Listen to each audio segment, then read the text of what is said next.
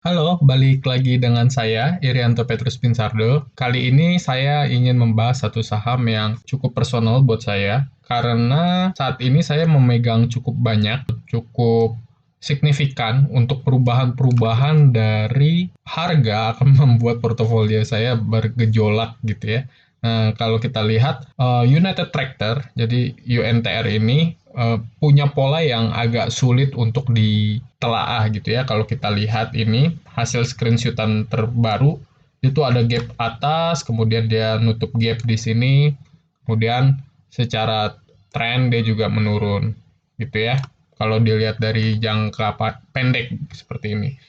Kemudian United Tractor ini saya lihat ada di berita di mana saham ini atau perusahaan ini melakukan diversifikasi sehingga dia berekspansi menuju ke bidang baru yaitu energi terbarukan. Nah, saya bukan salah satu orang yang ngefans atau senang dengan saham yang melakukan diversifikasi. Dan dengan portofolio saya yang cukup besar di sini, apalagi kalau kita lihat harga per lembar sahamnya juga cukup tinggi ya. Dia di angka 20 ribuan gitu. Nah, itu yang akan sangat membuat saya khawatir. Nah, kita akan melihat proses bagaimana saya melakukan analisis apakah saya harus tetap hold saham ini, apakah saya akan menjualnya atau bahkan menambah saham United Tractor ini. Nah, salah satu hal yang membuat saya sebenarnya memiliki cukup banyak di sini karena perusahaan ini atau saham ini dimiliki cukup banyak oleh Astra dan kita tahu Astra memiliki strategi yang baik sehingga sangat-sangat saya pertimbangkan untuk hal ini. Nah, kita akan analisa lebih dalam. Jadi pertama kita akan benchmarking di sektor atau subsektornya ini. Jadi kalau kita lihat di sini United Tractor average price to book value-nya di angka 1,07.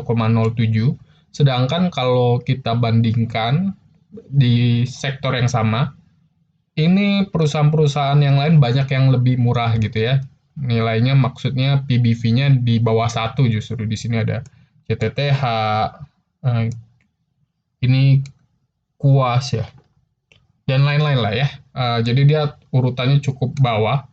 Sedangkan kalau kita lihat, sedangkan dari price to earning ratio, nah dia ada di peringkat yang cukup atas gitu, cukup di atas. Nah, jadi ini menunjukkan bahwa valuasinya memang dia murah karena asetnya yang besar. Tapi kalau valuasinya berdasarkan performansnya, return-nya itu gacor kalau menurut saya besar ya.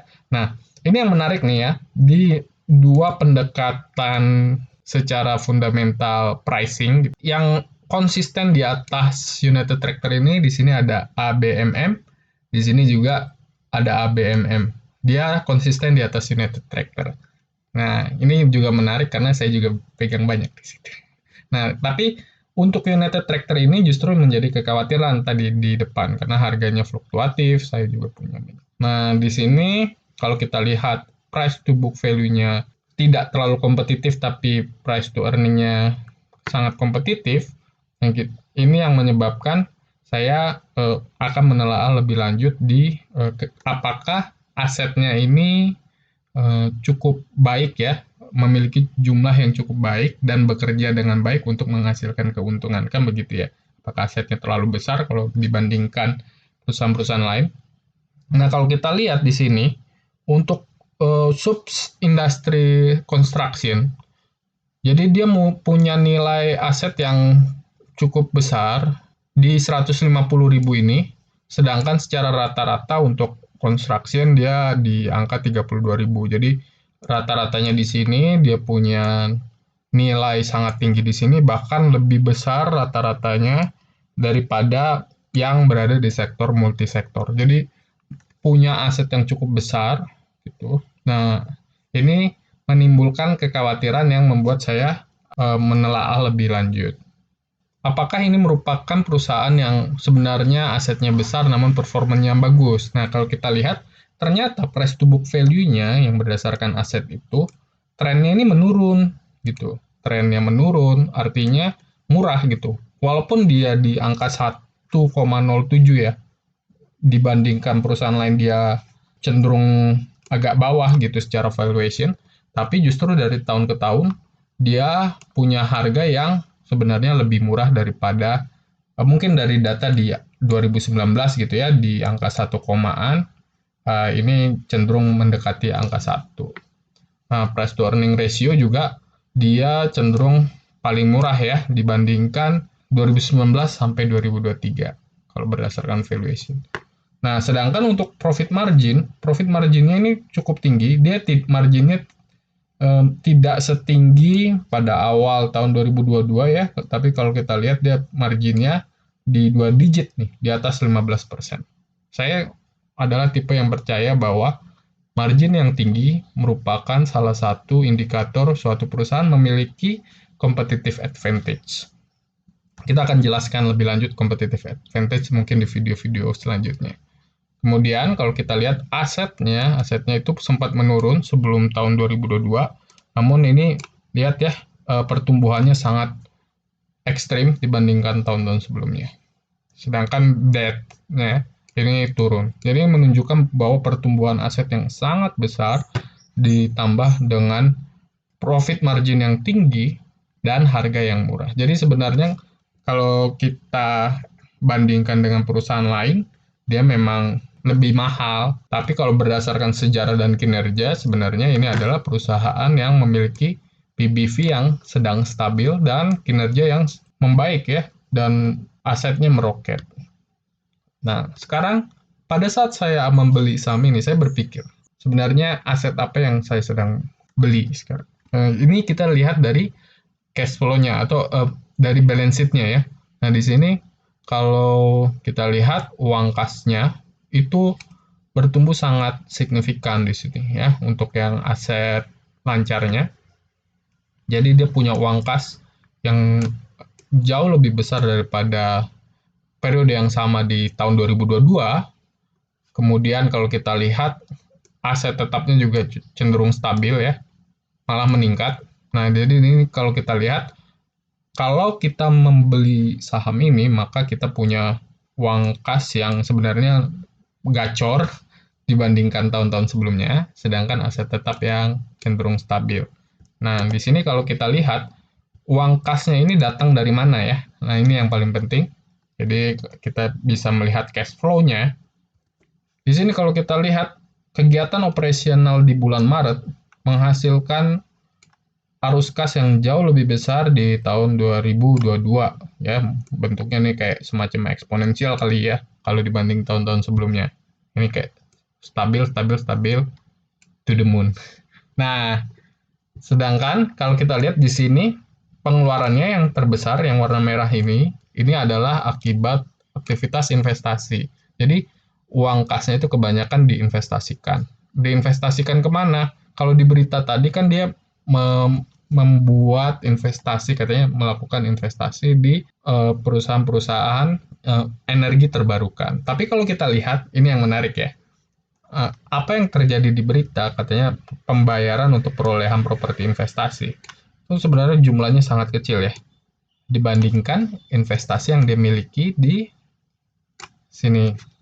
Ini adalah pembayaran untuk perolehan aset tetap. Jadi investasinya tetap lebih besar untuk perolehan aset tetap dibandingkan untuk properti investasi atau entitas anak gitu ya. Pembayaran untuk perolehan entitas anak. Nah, kita akan melihat lebih dalam sebenarnya ini perolehan aset tetapnya ini dalam bentuk apa. Jadi ini benar-benar kita akan kuliti sebenarnya kalau saya naruh uang di sini, uang saya dijadiin apa. Itu sebenarnya intinya. Ketika saya membeli saham ini, yang mereka beli itu apa? Kita lihat di laporan keuangan bahwa di sini kalau kita lihat perubahan yang paling besar signifikan. Jadi perubahan apa dari tahun lalu ke tahun ini yang cukup signifikan, ini ada satu di alat berat untuk disewakan. Kemudian di sini juga aset dalam penyelesaian itu ada di alat berat, serta kemudian di perlengkapan. Sedangkan untuk sektornya, jadi kalau kita lihat investasinya, informasi segmennya, kalau untuk asetnya sendiri, kita lihat untuk mesin dan konstruksi, dia naik dari 37 juta jadi 58 juta. Sedangkan untuk sektor energi, sebenarnya kenaikannya tidak terlalu signifikan ya. Jumlah asetnya sebenarnya turun dari 7.800.000 ke 7.600.000. Sedangkan di sini investasinya sebenarnya di angka 4 jutaan. Jadi kalau kita lihat investasi untuk diversifikasi energi baru terbarukan, itu sebenarnya hanya dari sekitar 3-4% dari total aset. Total asetnya yang ini ya, di angka 188 juta. Investasi sebenarnya atau perolehan dari bisnisnya, asetnya itu lebih banyak di sektor utamanya dia, yaitu mesin dan konstruksi. Sedangkan untuk yang bidang energi sebenarnya hanya around 3-4% menurut perhitungan saya ya. Dia berinvestasi kemana? Kalau dilihat di berita, ini sebenarnya dia berinvestasi di 21,61% saham ACI pada Arkoya Hydro Tbk. Nah, ini merupakan salah satu strategi untuk 3-4% total aset. Nah, apakah ini works? Nah, ini pertanyaan yang paling penting. Jadi, apakah yang saya tanamkan ini akan berlangsung selamanya? Pertama, kalau kita lihat, terjadi rising gap revenue dan cost. Jadi, ketika revenue-nya sangat besar di sini, gitu, sedangkan cost-nya itu sebenarnya nggak bertambah signifikan, jadi ini gap-nya semakin lebar dibandingkan katakanlah 2021 ya. Nah, ini menunjukkan bahwa profitability-nya semakin tebal. Makanya tadi NPM-nya juga naik ya, net profit margin-nya. Kemudian, kalau kita lihat, energi baru terbarukan ini sedangkan itu kontribusinya hanya 1-2%. Jadi kalau kita lihat di sini energi baru terbarukan, di sini justru di angka 93.000 ya di tahun 2023. Sedangkan sektor-sektor utamanya di sini malah yang bertumbuh sangat pesat itu di coal dari 2.300.000 jadi 3.100.000 dan sektor kontraktor penambangan dari 1 juta ke 2 juta. Ini menunjukkan bahwa sebenarnya mainan utamanya tetap di sini ya. Sedangkan kontribusi EBT-nya ini di sekitar 1-2% lah dari total ya, dari konsolidasian di sini nih, di angka 7 juta. Jadi, menurut saya, apakah worth it investasi di 3-4% total aset dengan return di angka 1-2%? Nah, kalau menurut hemat saya, ini merupakan satu hal yang cukup wajar, maksudnya dia memang membutuhkan diversifikasi mungkin karena faktor eksternal. Kita tahu kita butuh untuk pindah ya, migrasi dari energi yang fosil menjadi energi baru terbarukan. Namun di sisi lain, dia tetap fokus pada bisnis utamanya dan melakukan diversifikasi hanya pada persentase yang menurut saya cukup wajar di 3-4%.